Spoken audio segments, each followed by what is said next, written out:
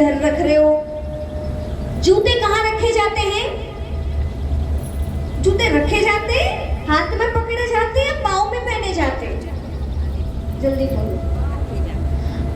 जूते पाँव में पहने जाते हैं, हाथ में पकड़े जाते हैं। उसने निकाल के हाथ में करके अलग रख दिया और पैदल चलने लगा बिना पाँव में कुछ भी पहने। साथी ने पूछा, भाई जूतों के होने के बावजूद भी तुम नंगे पाँव क्यों चल रहे हो? ध्यान से सुनना, कहानी भारत की चालू हुई है। तो हुआ क्या, उस व्यक्ति ने कहा, भारत मेरी दृष्टि में टेंपल की तरह है, मंदिर की तरह है, और मंदिर में कभी भी जूते और चप्पल पहन करके जाया नहीं जाता है। इसीलिए उसने अपने पैरों से अपने फुटवेयर्स अलग कर दिए। सोचो, इतनी महिमा उसने सुन रखी थी इस देश की, इस धरती की, क्योंकि यहीं से विवेकानंद गए थे। कहां?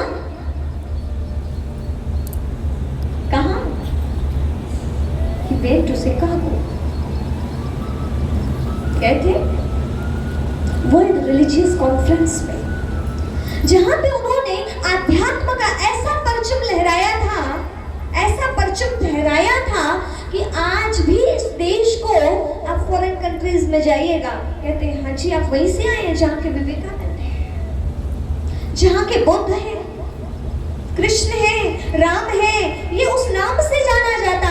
तो इतनी भावना थी उस जापानीज की, उन्होंने कहा भारत एक टेंपल, और टेंपल में कभी भी फुटवेयर्स पहन के जाए नहीं जाते, तो मैं तो नहीं पहनूंगा।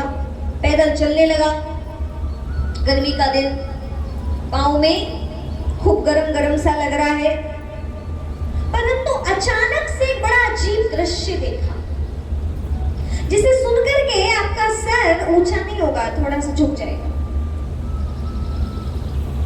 शेयर करो। आगे का दृश्य ये हुआ कि उन्होंने देखा कि एक वाकई एक टेंपल आया, उसके सामने कुछ बैगर्स थे जिनके हाथ में भीख का कटोरा था। और वो क्या कर रहे थे? जिनके फटे से कपड़े, शायद ऐसा लग रहा था जिन्होंने कई दिनों से स्नान न किया हो, मांग रहे थे। उस व्यक्ति को डाउट हुआ, हम जिस जगह की बात कर रहे हैं, हम उसी कंट्री में आए ना, कहीं हम दूसरे देश में तो नहीं आ गए? साथी ने बोला वही है। उनको लगा चलो होगा कुछ ऐसा।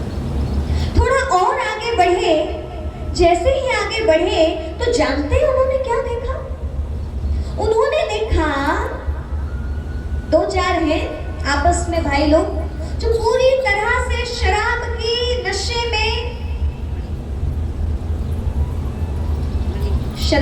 नशे में बेहोश है, होश में नहीं है, झगड़ रहे, मार रहे, क्या बोल रहे हैं उनको उनके शब्दों का भी होश नहीं है।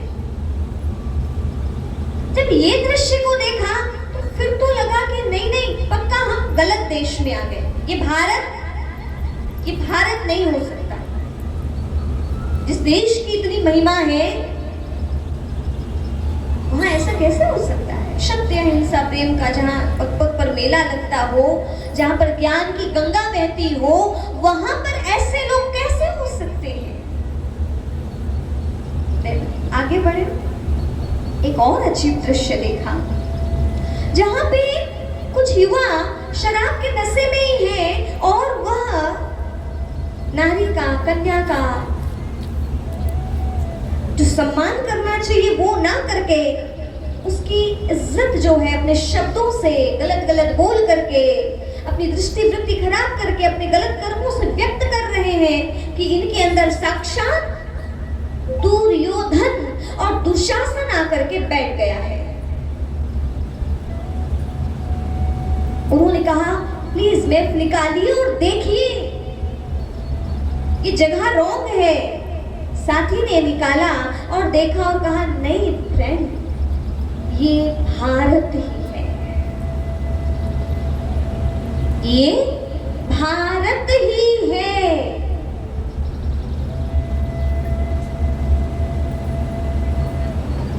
उन्होंने कहा मुझे विश्वास नहीं हो रहा है, यहाँ की तो ये हालत है, यहाँ की तो ये हालत है जो उधर भी नहीं है। उन्होंने कहा निकालिए मेरे शूज, उधर रखने की अब आवश्यकता नहीं है। मेरी दृष्टि में टेंपल था, पर अब ये क्या मंदिर में ऐसे कर्म होते हैं? बोले यहाँ पे शूज पहनना ना पहनना सब बराबर है, निकालिए। और उन्होंने अपने पाँव में डाल दिए। ये भारत की महिमा थी या विचार करने का एक विषय था? बोलो। आज हम देख रहे हैं शिक्षा बढ़ रही है, भारत विकासशील से विकसित की तरफ बढ़ रहा है, टेक्नोलॉजी बढ़ रही है। यस, मोबाइल फोन अपडेट, हर चीज हर प्रकार से एक नई इनोवेशन हो रही है। कोई प्रकार से हम कहें कि हम पीछे हैं ऐसी बात नहीं है। फिर भी यदि इस देश को विश्व गुरु बनाना है, यदि इस देश का नाम पुनः जैसा था वैसा बनाना है, तो हमें क्या करना होगा? सोचो। बाह्य प्रयासों से इस देश का पुनः उत्थान नहीं हो सकता है। आज उसी कहानी को लेकर के आपके बीच में बैठे हैं। श्रीमद् भगवत गीता के आज एक श्लोक पे ही पूरा सत्र चलेगा। आज ज्यादा श्लोक बोलने की मुझे आवश्यकता बिल्कुल नहीं है, क्योंकि संस्कृत तो आपके दिमाग के ऊपर से भी जाती है ना। फिर वो बोलती हूँ, फिर उसका हिंदी बताती हूँ। उससे अच्छा कि आपको जो भाषा में समझ आ रहा है ना, वही भाषा में बताओ।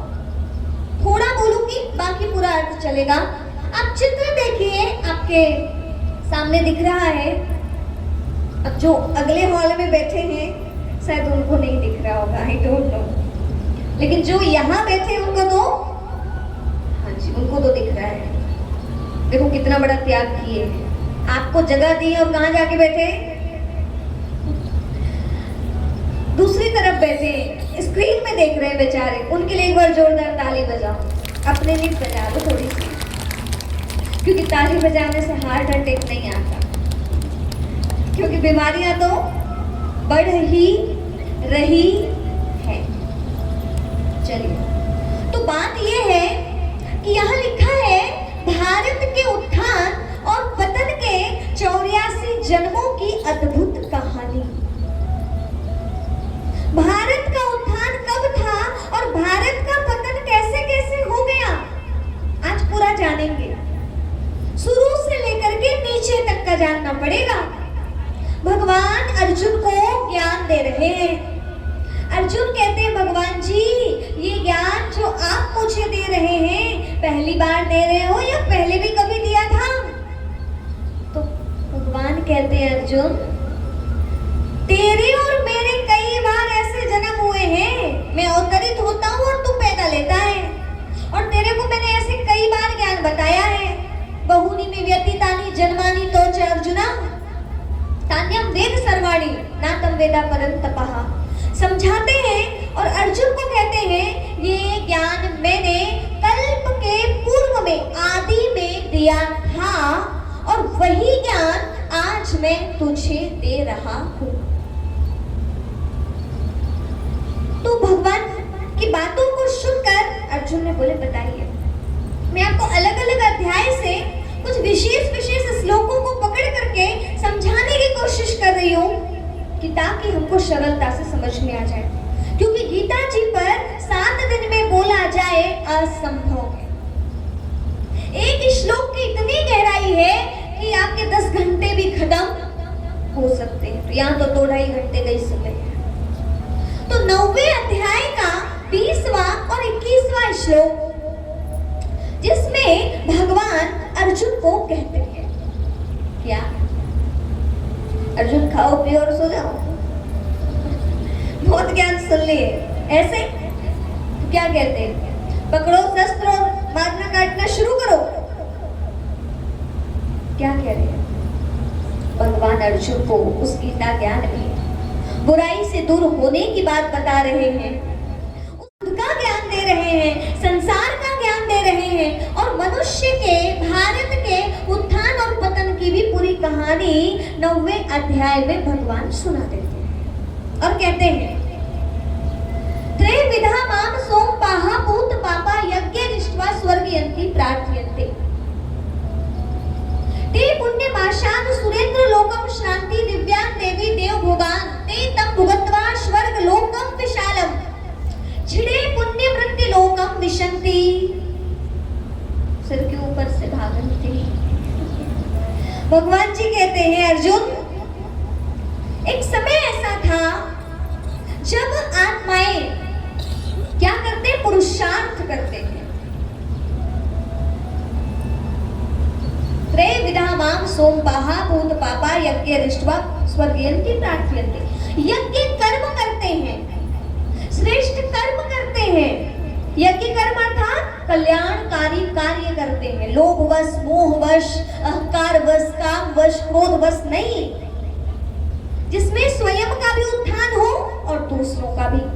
यज्ञ कर्म करके पुण्य फल प्राप्त करके सुरेंद्र लोकम शांति दिव्यान देवी देव भोगान, वो पुरुषार्थ करके सुरेंद्र लोक अर्थात सतयुगी दुनिया में जाते हैं। कौन? यज्ञ कर्म करने वाले मनुष्य। 1 मिनट के लिए थोड़ा कठिन है, फिर तो पूरा सरल है आज तो, ठीक है। तो क्या किया, बड़े अच्छे से समझाया कि श्रेष्ठ कर्म किए, यज्ञ कर्म किए, पुरुषार्थ किया। पुरुषार्थ करोगे तो प्रारब्ध मिलेगी नहीं मिलेगी? जैसा कर्म करेगा वैसा फल देगा भगवान। यही है गीता का ज्ञान। जैसा कर्म वैसा फल। तो पुरुषार्थ किया और फल मिला। अच्छे कर्म किया तो क्या मिलेगा? स्वर्ग मिलेगा, सुरेंद्र लोक अर्थात सुखों को पाया। पुण्य कर्म को भोग रहे हैं। पुण्य कर्म करोगे तो फल मिलेगा, तो फल में क्या मिला? सुरेंद्र लोक मिला, स्वर्ग लोक मिला, जहां सभी प्रकार के सुखों को पाए। दैहिक दैविक भौतिक तापा, राम राज नहीं काहू व्यापा। बड़ी सुंदर दुनिया। फिर ते त्वं भुगत्वा स्वर्ग लोकम विशालम छिड़े पुण्य मृत्यु लोकम विशंति। ये दुनिया अमर लोक कहलाती थी। इस चित्र में आप ऊपर देखिए, सतयुग है। जैसे आपको कल बताया था ना, ब्रह्मा जी की कमल नाल ऐसी टेढ़ी वाली थोड़ी, ये वही वाली है समझिए। बस इसको स्टेप बाय स्टेप बताया गया। इसको बोला गया सीढ़ी। चढ़ते और उतरते,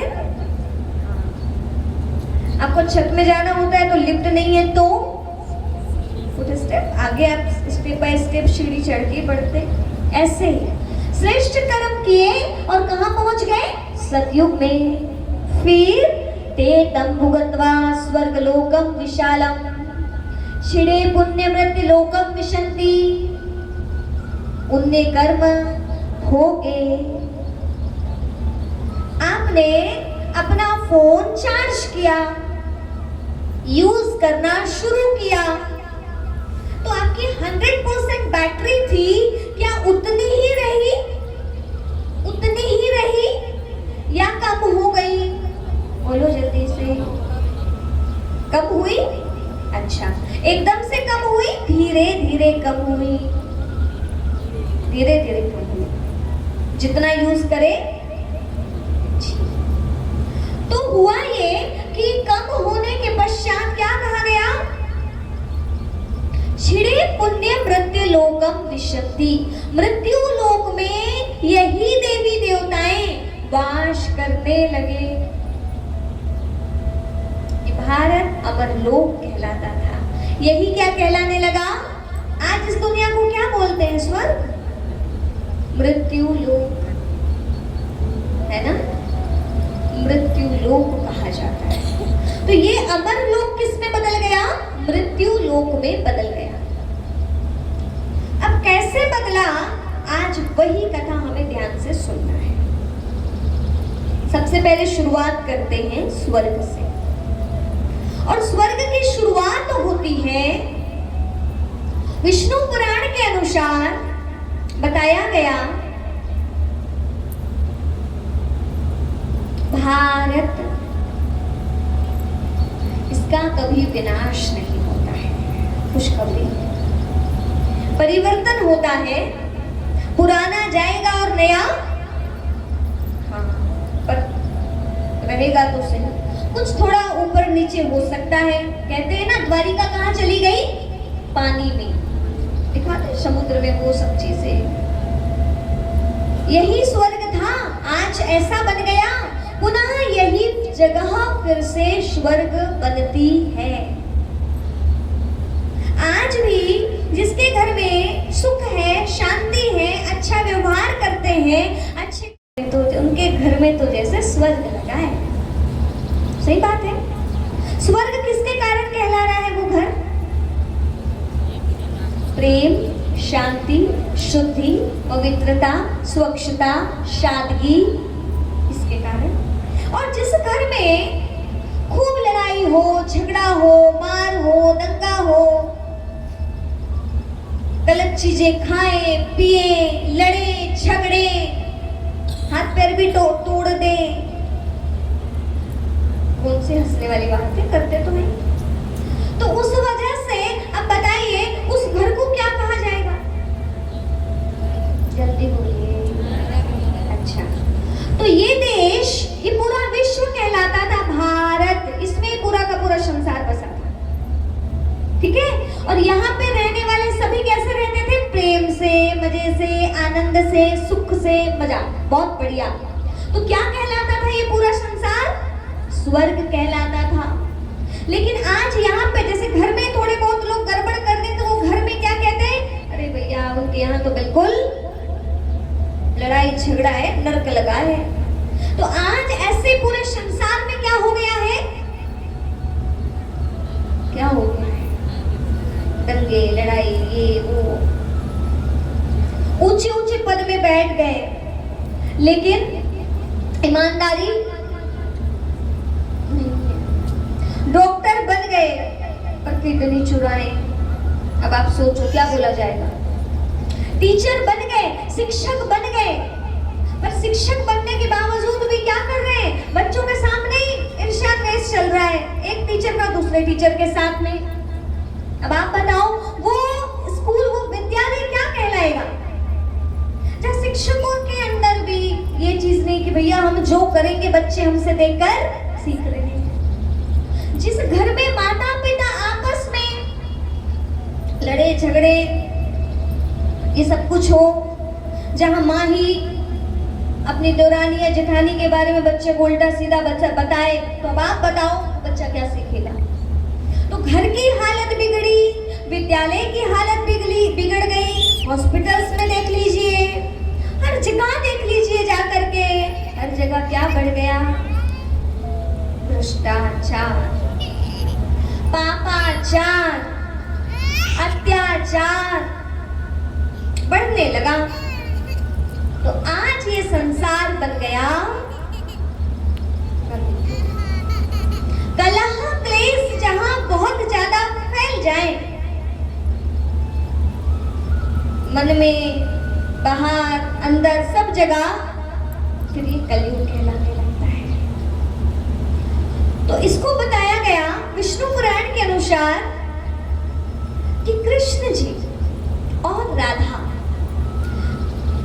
बड़े प्यार से, ऐसे दिखाया चित्र है, पीपल के पत्ते में तैरते हुए सागर में आ रहे हैं। और धीरे धीरे धीरे धीरे वो पीपल का पत्ता शेष सैया में चेंज हो गया, और वही राधे कृष्ण क्या बन गए?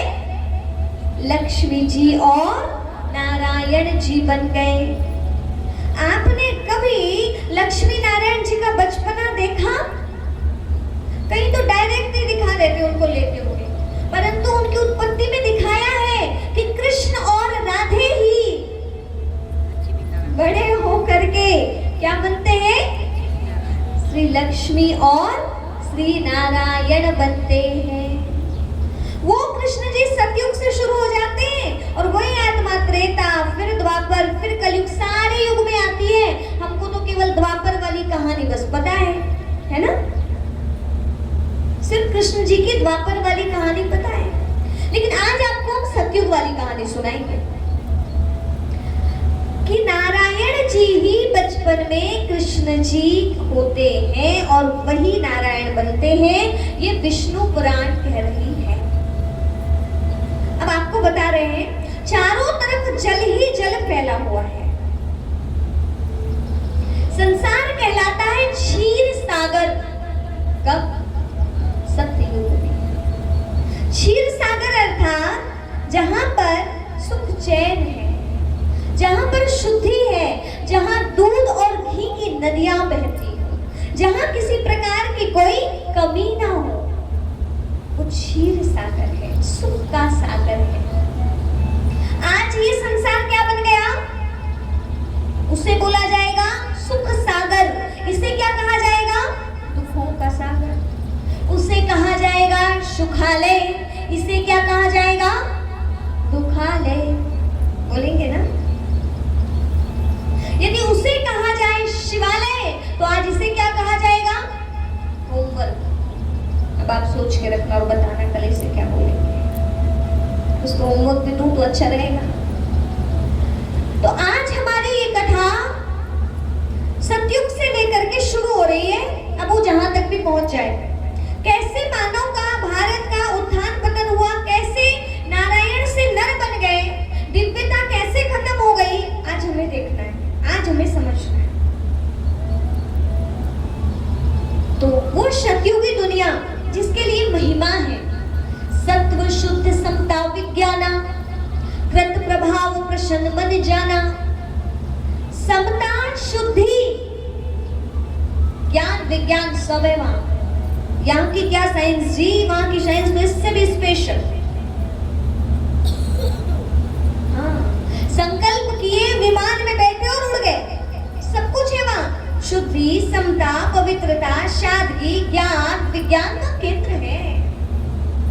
कृत प्रभाव प्रसन्न मन जाना, सबकी करनी इतनी अच्छी है कि उनकी करनी अच्छी, इसलिए सभी प्रसन्न हैं। प्रसन्न कौन रहता है?